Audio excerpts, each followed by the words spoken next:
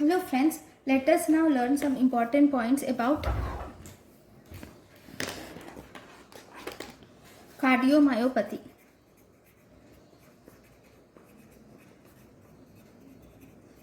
Cardiomyopathy, actually dilated cardiomyopathy. Dilated cardiomyopathy will most commonly shows contractile dysfunction. It causes contractile dysfunction. Contractile dysfunction occurs in the left ventricle. Okay, this will lead to reduced left ventricular ejection fraction. Okay, so as a result, this leads to systolic dysfunction, which is characteristic of dilated cardiomyopathy. Now, dilated cardiomyopathy, one, it can cause systolic dysfunction. Second, it can cause diastolic dysfunction also. Diastolic dysfunction is seen because there is in diastolic dysfunction left ventricular relaxation and filling and left ventricular relaxation, these are abnormal.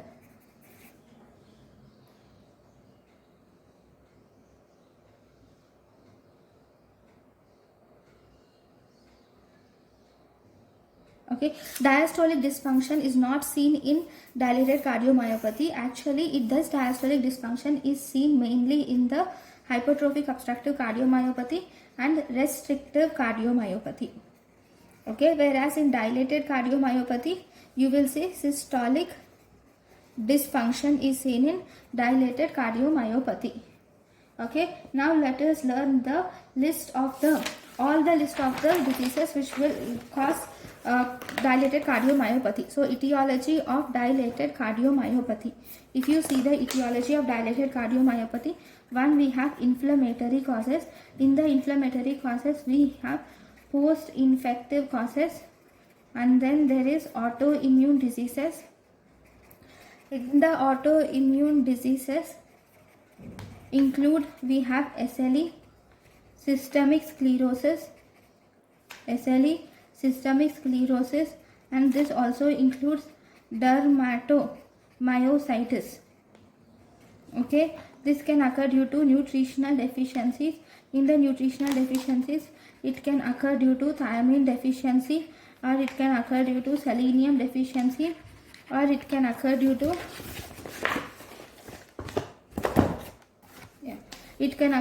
endocrine causes like diabetes mellitus, thyrotoxicosis, or hypothyroidism is seen. Then we have hematological diseases. In hematological diseases, dilated cardiomyopathy is caused by sickle cell anemia. Then it is caused in the peripartum period. Then it is caused in the tachycardia, it is caused by the tachycardia mediated cardiomyopathy. Then it is also caused by toxic conditions.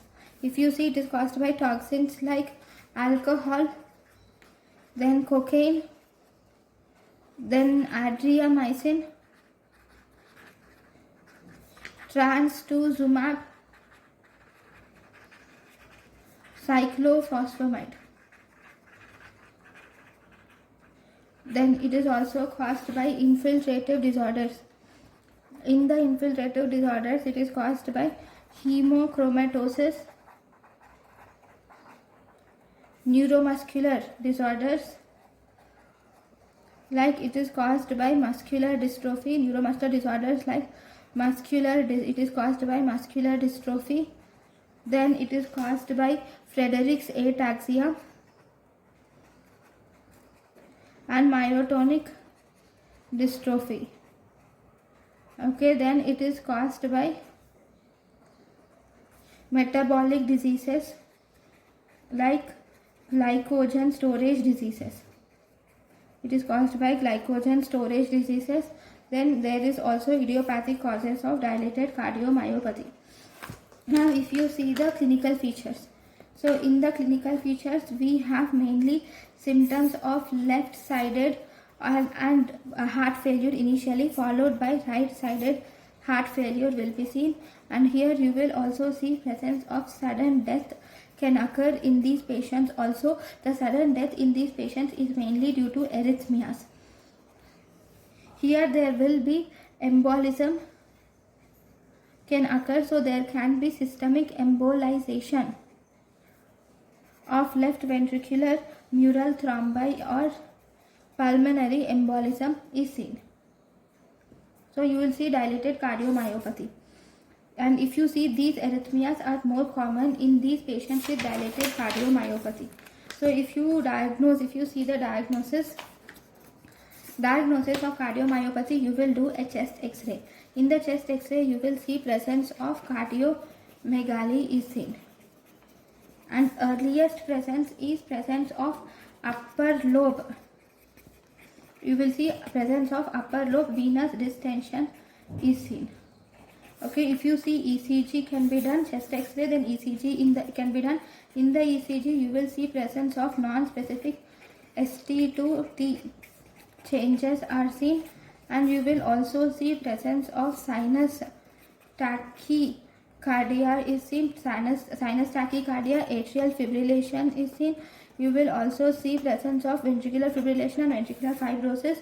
Then you can do 2D echocardiography. If you do 2D echocardiography, you will see presence of dilated chambers, and you will also see presence of functional mitral regurgitation. Because of dilatation of chambers, you will see even the mitral valve and tricuspid valve being dilated, causing mitral and tricuspid regurgitation. Then if you see cardiac biomarkers, you will see in the cardiac biomarkers, you will see increased NT-proBNP is seen. This is seen in distended ventricles. NT-proBNP is seen in distended ventricles. Then if you see the treatment, first and foremost in the treatment, you will have to avoid the strenuous exercise. You will have to avoid the strenuous exercise. And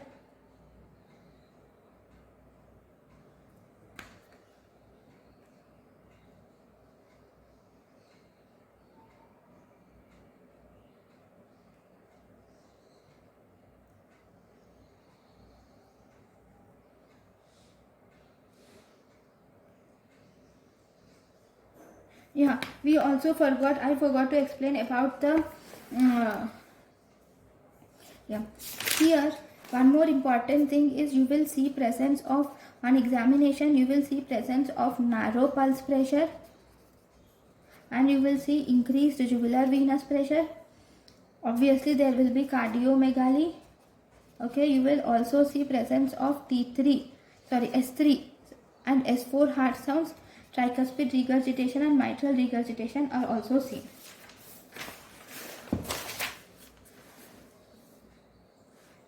In chest x-ray, you will see cardiomegaly. Along with that, you will also see pulmonary venous hypertension is seen.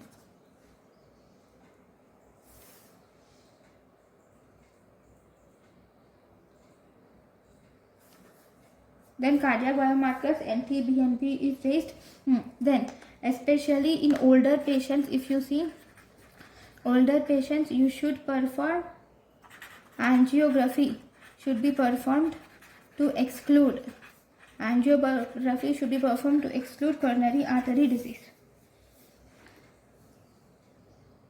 Then we can also do endomyocardial biopsy. Actually, this endomyocardial biopsy is not done routinely, but it is done to rule out a treatable cause. In order to rule out a treatable cause, we can do this endomyocardial biopsy. Then treatment is you should avoid the strenuous exercise, and you should also treat the heart failure. Treatment of heart failure can be done by diuretics, or you can use ACE inhibitors, and you can use beta blockers also. Then we can also do additional vasodilators can be used. Additional vasodilators, like we can use nitrates, we can use amlodipine, and we can use hydralazine. Additional vasodilators like nitrates, amlodipine and hydralazine can also be used. Then we can use aldosterone antagonist. Aldosterone antagonists can be used, like we can use spironolactone, and eplerenone can be used. Then you can use inotropes. Inotropes which can be used are digoxin, dopamine, and you can use dobutamine. Inotropes like digoxin, dopamine and dobutamine can be used especially in severe cases. These are used in severe cases which are not responding to other medications. If they are not responding to other medications, then inotropes like digoxin, dobutamine and dopamine can be used. And you can also do anticoagulation can be done to prevent embolism.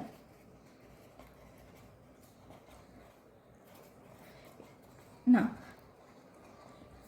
if you were asked for prevention and treatment of arrhythmias, in order to prevent and treat arrhythmias, we can give antiarrhythmic drugs can be given.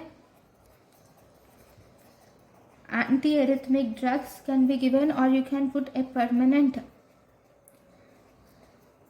pacemaker, and you can also put an implantable cardioverter. Defibrillator can also be put to prevent the arrhythmias. And next, if you see cardiac resynchronization therapy, we can also do cardiac resynchronization therapy can be done in patients who have dyssynchrony, and in those patients with NYHA class 3 and class 4 heart failure. Also, we should do this cardiac resynchronization therapy is done.